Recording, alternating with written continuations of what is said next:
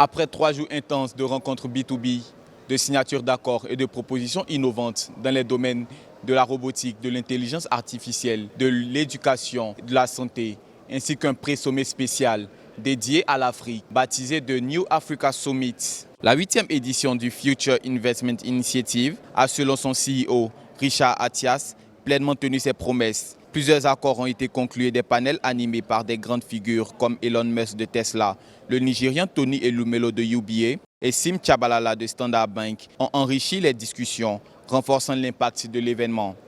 Le bilan que je fais, c'est que nous avons réussi avec les équipes quelque chose de formidable. Cette conférence n'existait pas il y a 7 ans. Elle est devenue aujourd'hui la première conférence géoéconomique au monde.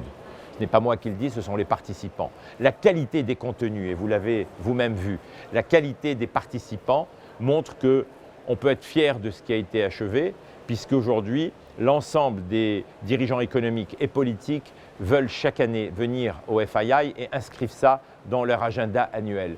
Donc je pense que le fait que nous soyons devenus une conversation globale, crédible, qui a aussi des initiatives et qui a un impact, est un achievement, comme on dit, formidable.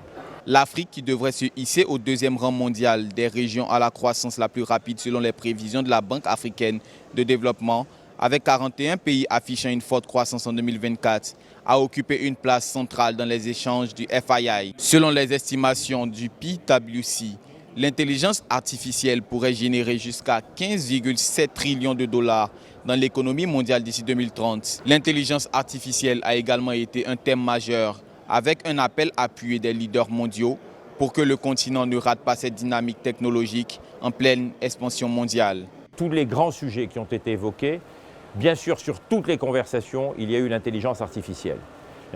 L'intelligence artificielle n'est pas un phénomène de mode. L'intelligence artificielle va créer énormément de disruptions dans toutes les économies, dans toutes les industries. Et je crois que toutes les conversations nous ont permis de comprendre l'impact que ça allait avoir dans toutes les économies et dans toutes les industries, y compris au niveau des gouvernements. Et je pense que l'Afrique ne doit pas manquer cette révolution qui est plus qu'une révolution. On a un peu manqué la révolution de l'Internet pour plusieurs raisons, y compris des raisons technologiques, le manque d'électricité, le manque d'accès aux technologies. L'Afrique doit et va jouer un rôle très important dans l'intelligence artificielle.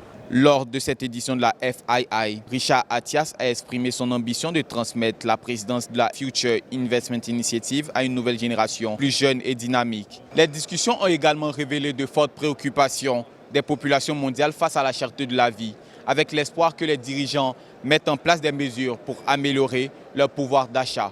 Philippe Akwa, envoyé spécial à Riyad pour Africa 24.